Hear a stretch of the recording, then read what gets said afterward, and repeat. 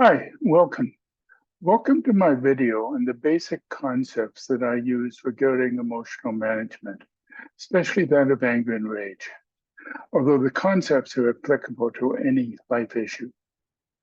So a question, have you ever been caught with an emotional issue, not able to move beyond what trapped you? Did it zap you of your personal power and your sense of satisfaction? If so, my Blowing Out the Darkness program is for you. I know about being trapped because everything that I teach comes out of my own life difficulties. I'm Dave MacQuarrie, a retired physician-psychotherapist. I also have a PhD in wisdom studies. Prior to retirement, I worked in Ontario and British Columbia for over 25 years, and I developed my own anger management program. Currently, I function as a coach. Much of what I suggest is written in my first book, Blowing Out the Darkness, The Management of Emotional Life Issues, especially anger and rage. My second book, Acedia, The Darkness Within and the Darkness of Climate Change, summarizes what I learned about emotional stuckness. And although I focus on the issues such as anger and rage, I see anger as the canary in the coal mine of our society. It's an early warning sign of the overwhelming dysfunction of our culture, the stress, the trauma, the depression, the polarization, and much, much more. My intention in this video is to present some of the tools I use when I'm working with people. And, from my point of view, a tool is a device that aids in accomplishing a task. Here I offer simple yet very powerful concepts that improve living. And like any tool, to know how to use them is vital. In particular, they allow me to live into the healing associated with what's called the Serenity Prayer. God grant me the serenity to accept the things I cannot change, the courage to change the things I can, and the wisdom to know the difference. I first heard those words in my early 30s. I really liked them, but it took me years to know what to do with them. So if you like the concepts that I'm presenting here, some timings are noted in the transcript, and hopefully you'll be able to come back easily to particular segments that interest you.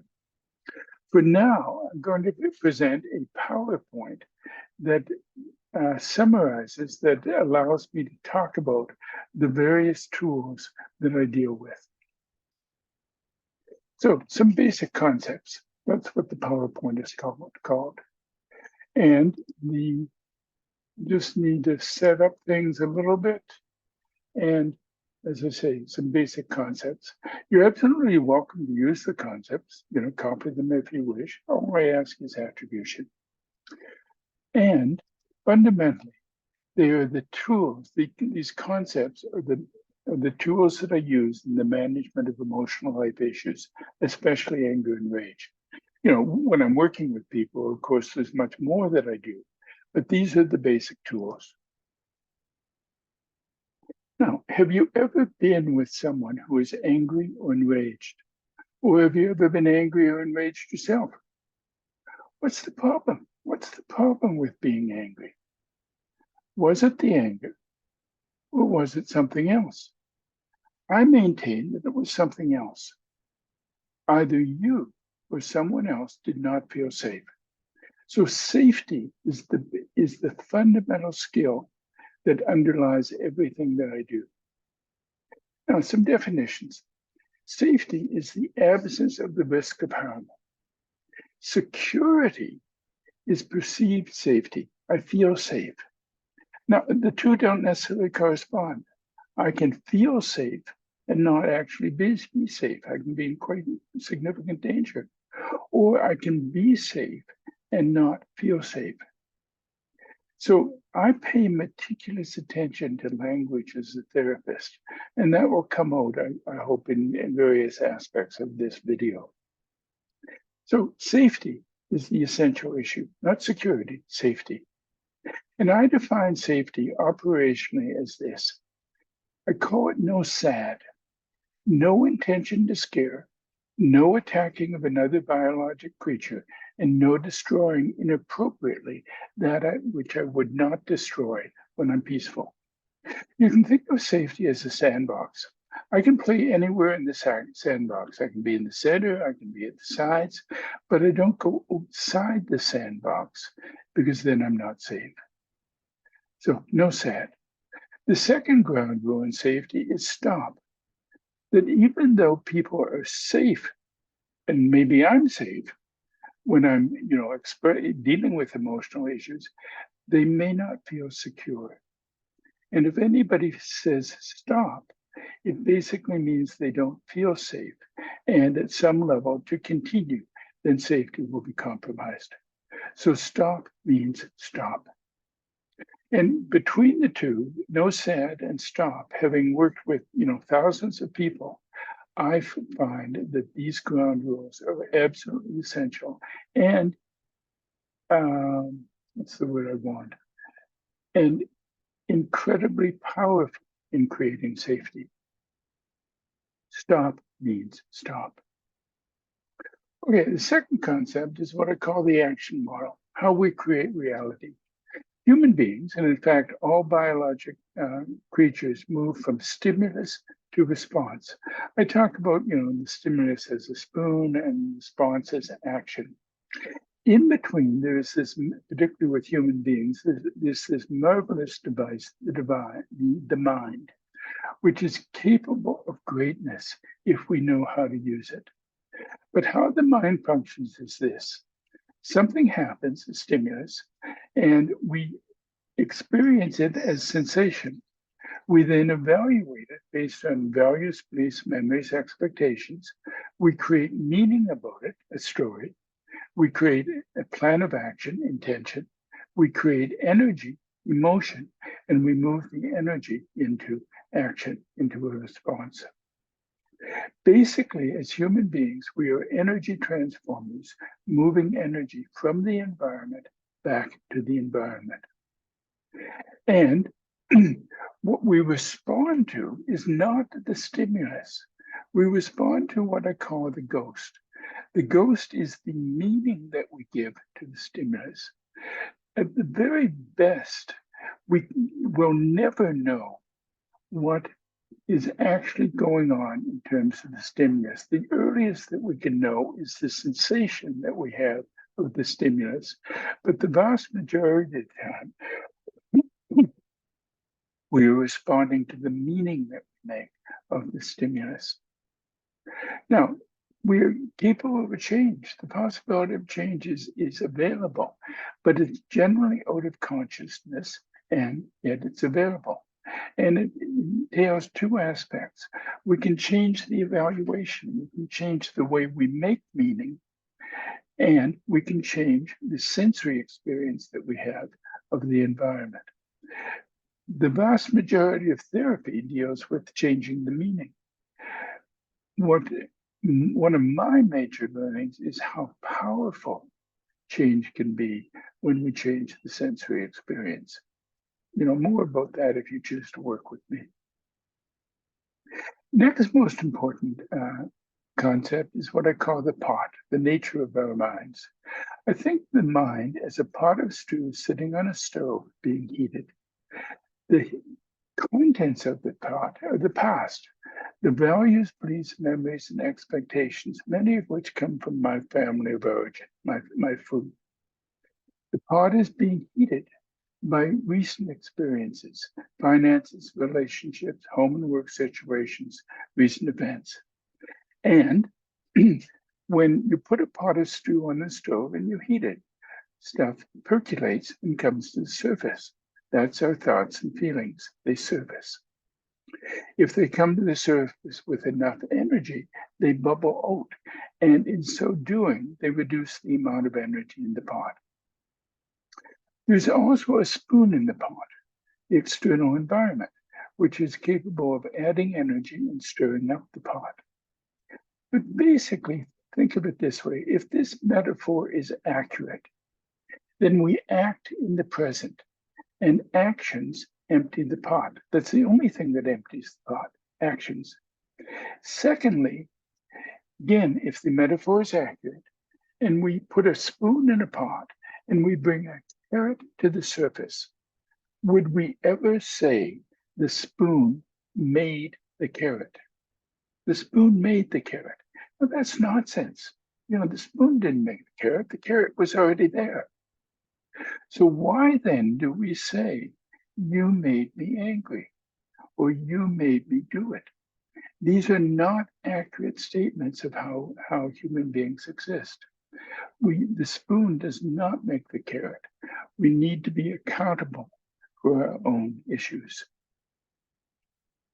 Now, if the pot gets full, potentially we get overwhelmed with the energy, and we're anxious, other emotional experiences, and we put a lid on the pot so as to control the energy. And basically, under those circumstances, we become a pressure cooker. And I consider that many people exist in our world as pressure cookers, pretending that things are fine, but under high pressure. And that there are at least 4 kinds of pressure cookers. If the lid is loose and it pops off, so-called randomly, unexpectedly, we call it panic attacks. If the lid is held tight, the pressure builds up, and every once in a while we explode and we violate others. If we really seal up the lid of the pot, the pressure gets very high, and we talk about being depressed. We violate ourselves. And finally, if things get really intense, we become apathetic, we become time bombs. And then you get the story of an individual who, meek, mild person, didn't know who they were. I don't know why they took a submachine gun and killed 20 people. Well, they were a time bomb, waiting for the right circumstance. Now, this is not a psychiatric model. This is what I call a sociological model. And I suggest that frequently we cycle between the various options of panic attacks, explosion, depression, and apathy. And we get into trouble in many different ways. So what we often do, something happens, we feel threatened by it, we don't feel safe. And it reminds us of our history. We feel powerless about it. That's the meaning that we give to what has happened. And we give it a name.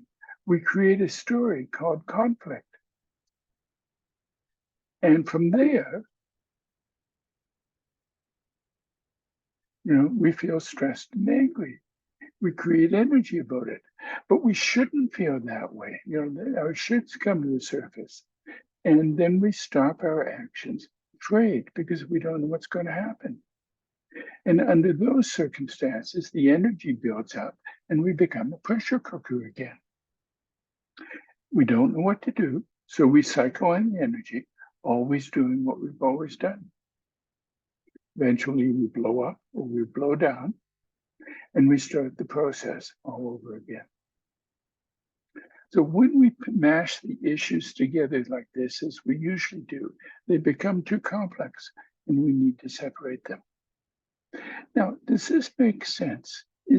To what extent is this typical of who you are?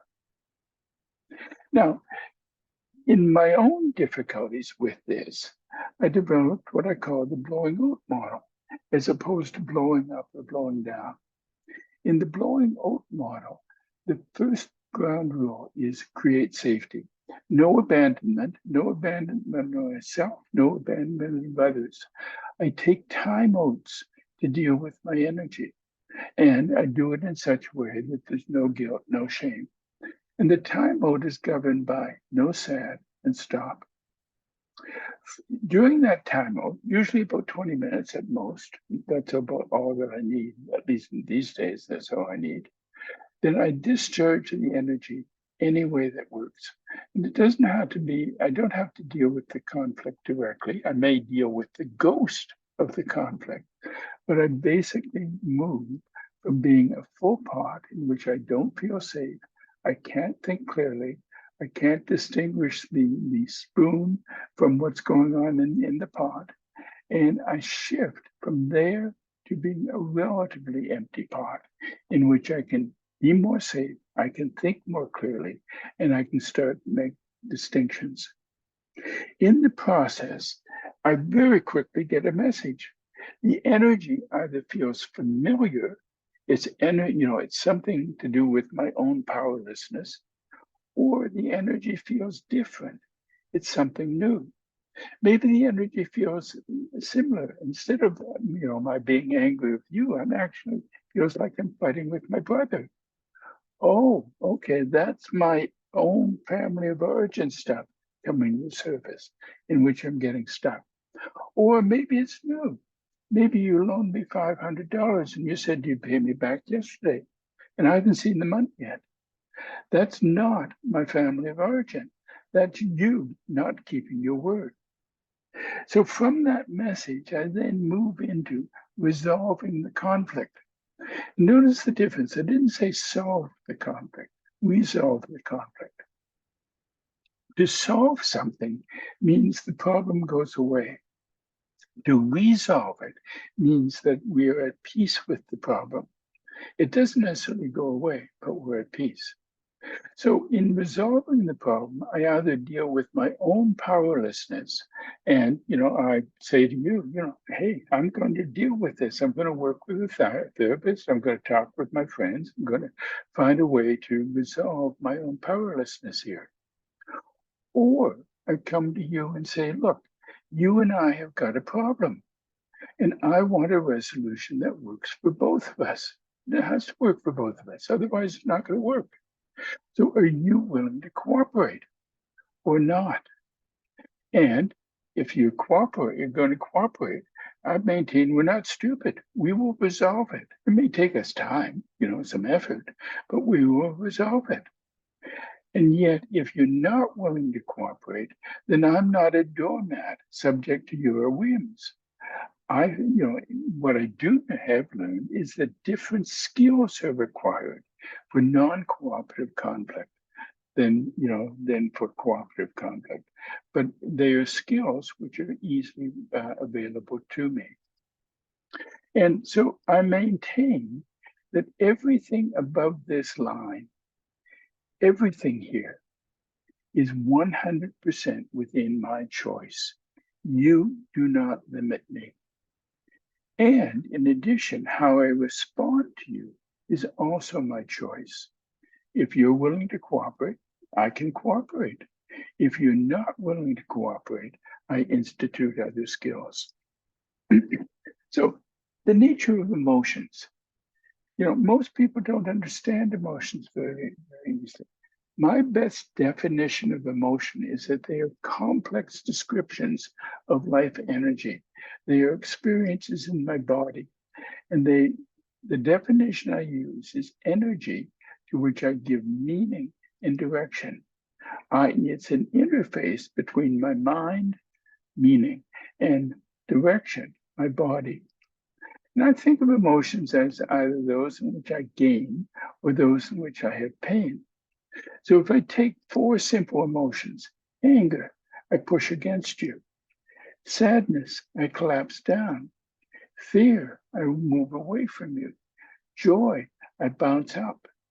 In these emotions, I feel powerful. I can do something about them. But if the emotions become more intense and I start to feel powerless, I give them a different name. My anger becomes rage, my sadness, some form of despair, my fear, some form of terror, my joy, ecstasy in being powerless. And if I'm truly overwhelmed by the experience, I give them even a different name. My anger, rage becomes self-righteousness. My sadness, despair becomes despair. My fear, terror becomes fearfulness, and I give up, overwhelmed. Now, these 3, fearfulness, laziness, and self-righteousness, became the basis of my PhD. And as I researched them, I encountered an ancient word, acedia, as a description of how people respond when they're overwhelmed. That acedia is often manifest as violation, and it's a trap that I give up in acedia, and yet it is a choice. It's usually out of conscious, but it is a choice that keeps me stuck. So another metaphor that is extremely powerful, I call sailors on a ship, are compelling in the complexity of our minds. The human mind is very much like a ship where the sailors have mutinied and have locked the captain and the navigator in the cabin. Each sailor believes himself free to steer the ship as he pleases, and first one sailor and then another takes over the helm while the ship travels on a random and erratic course. These sailors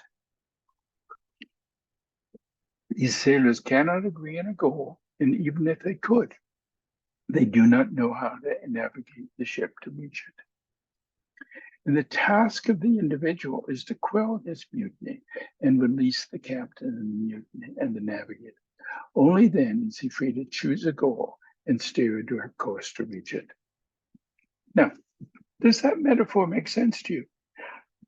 How is it true or untrue of your own specific issues? In working with thousands of people, I've never really met someone for whom the metaphor doesn't make sense. It's part of our complexity as human beings. The next concept is probably the most important diagram in my life. The nature of what are called emotional triangles, how we relate. So energetically, we relate to people, ideas, and concepts. We're creatures of meaning, but we relate in emotional triangles to allow energy circulation. So an emotional triangle is any two people, first person, second person, and a third person or an issue. And our major stuckness occurs with what is called the third limb. For this person here, they don't belong to this limb of the emotional triangle. That's their third limb. For this person, they don't belong to this limb. That's their third limb. It's a relative position. And anytime there is anger, I can basically guarantee there's a third limb problem. Now, we exist in thousands of emotional triangles simultaneously. It's our stability and our stuckness. As an illustration, here's 9 dots. In those 9 dots, there are 84 emotional triangles. Very quickly, if you think of your own life, if I think of my life, I exist in thousands of emotional triangles. The triangles can be external triangles with other people, or they can be internal triangles amongst my own sailors, but literally thousands of triangles. And they describe the Serenity Prayer. There are 3 fundamental laws of emotional triangles. I call them laws because from my point of view, they are independent of gender, culture, independent of all the things that we often consider important. So first law is, I can only change that to which I'm connected, myself and the 2 limbs of the triangle that I belong to, and the energy within the triangle. Yet if I change, others must change. We're connected. And third, change requires I stay connected. Now, if you think of the Serenity Prayer, this is the Serenity Prayer in action. God grant me the serenity to accept the things I cannot change, the third limb of the emotional triangle. The courage to change the things I can, what I connected to, that's health.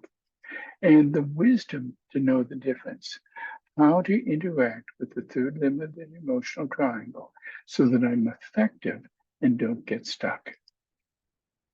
And one of the ways that I put it is high intention to function to the best of my ability and low attachment to the outcome or the third limb of the triangle.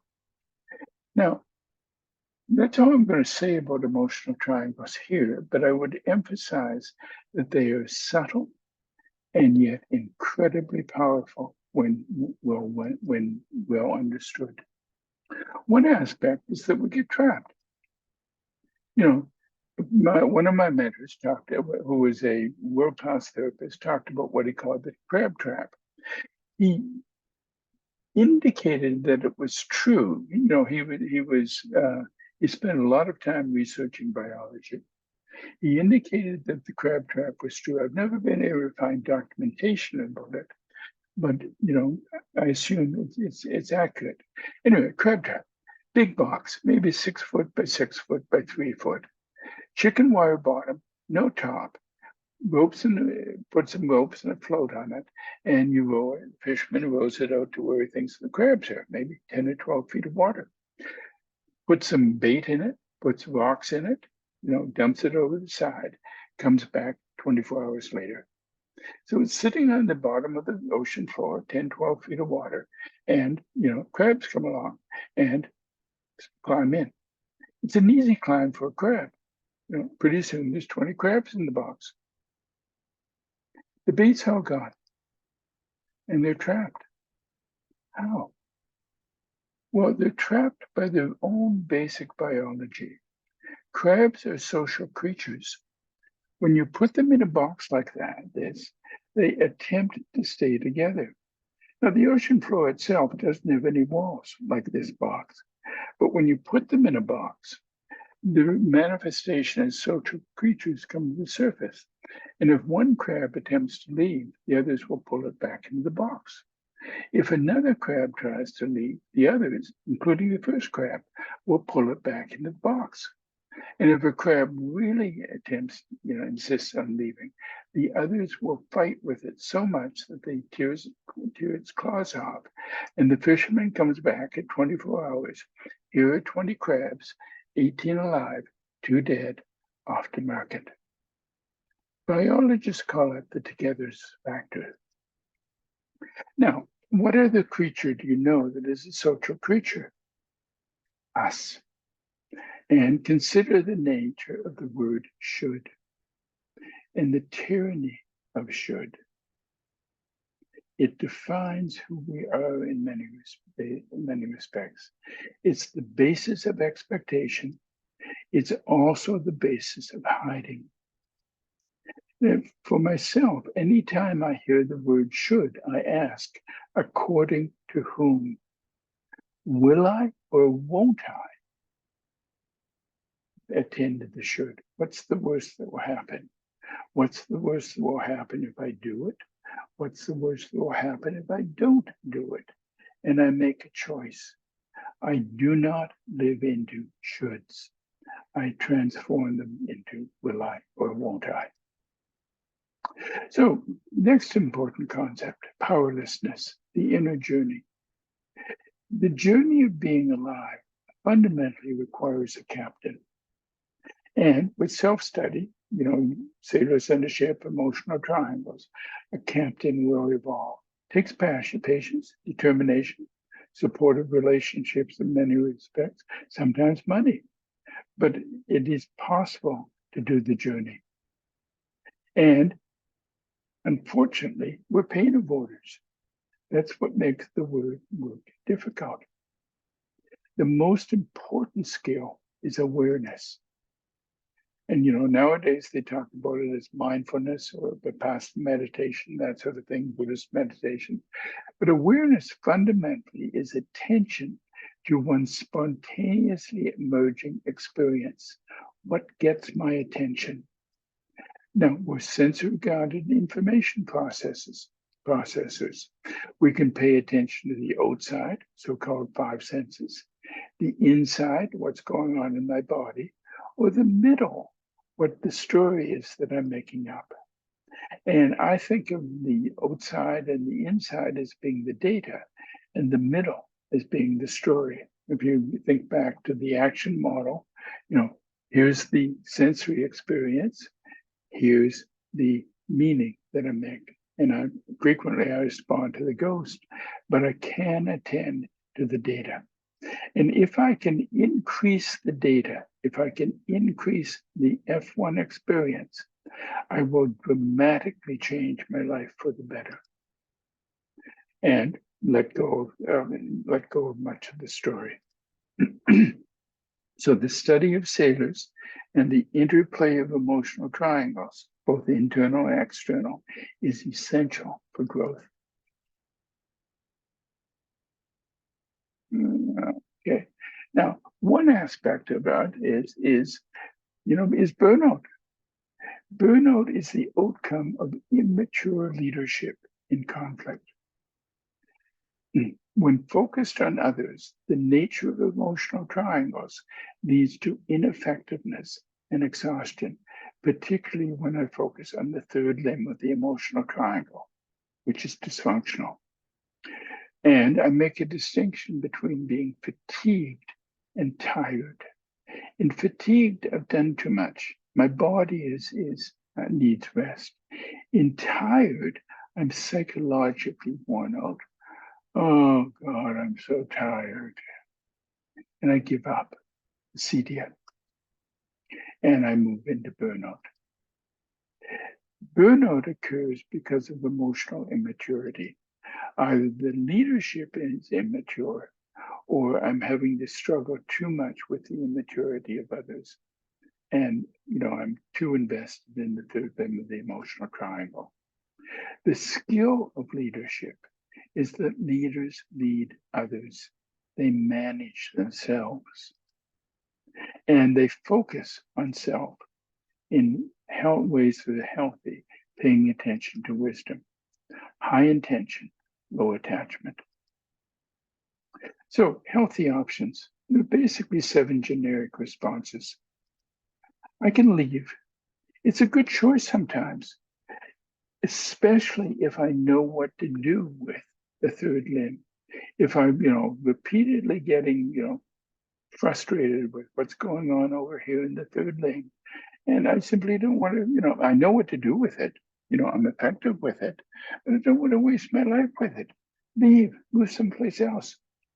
The danger of leaving is that I take my own anxiety with me. So if I don't know what to do with it, I potentially will set up the same circumstance somewhere else until I learn what to do with it. So that's one. Leaving is sometimes useful. Second, learn to release my energy so that I don't stay stuck with my energy. I'm more able to think, I'm more able to be safe, I'm more able to make choices. Leave temporarily and plan interventions so that when I come back, I know what to do. Or at least I have choices to what to do. It reduces my anxiety. I won't necessarily, be successful. I won't necessarily even be able to use my plans, but it lowers my anxiety so that I'm more effective.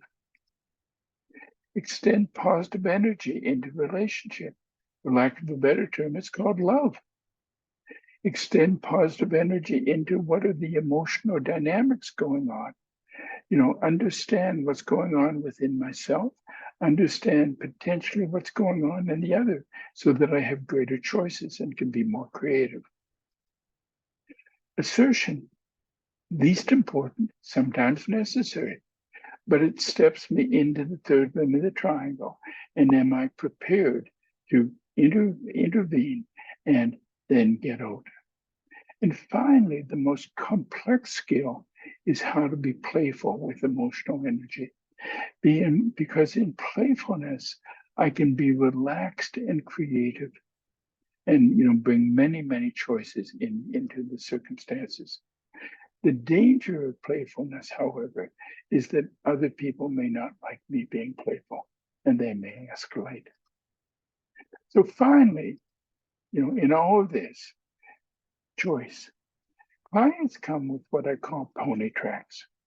They're going around, they come along and they're going around the same track repeatedly.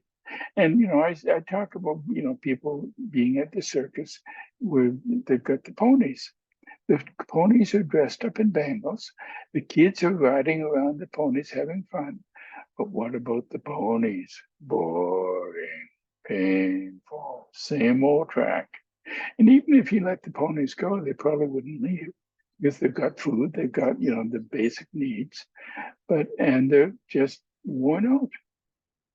So when clients come to me, fundamentally, they usually are going around a pony track. And for myself, my job is to identify the pony track.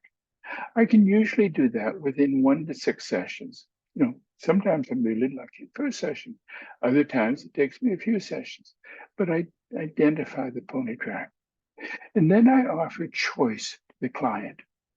Either, the choice is, what do you want to do about the pony track?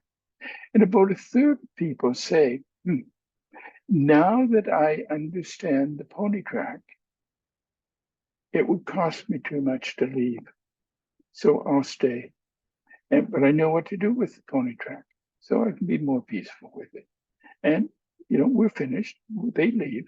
They may come back a year from now, 6 years from now, who knows? But they leave relatively satisfied. The other 2/3 say, don't like the pony track, want to change it. And so we play, we do various interventions, we make various explorations to find a way to change the pony track. That's generally 3 to 6 months of work. And they get an outcome that works for them. Then about a third of them then say, got what I want, I'm out of pain, and they leave. Again, they may come back 6 months from now, a year from now, who knows? The final third basically say, now that I'm out of that pony track, I see another pony track. And most clients have got somewhere between 5 or 6 pony tracks in their lives.